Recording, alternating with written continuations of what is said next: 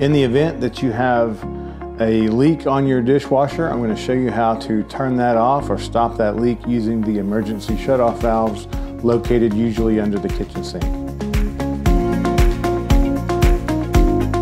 The emergency shutoff valves in a home can come in a variety of different types. We've got the quarter turn, which is generally just a 90-degree turn. We've also have multi-turn valves, which take about 2.5 complete rotations to fully shut off the water. In the event of emergency water flowing and you need to shut it off, we recommend that you shut everything off under here. It can get complicated and you may need your professional to tell you what valve goes to what. So these you're just going to turn righty-tighty. These are quarter turn valves, so you turn them 90 degrees to the off position.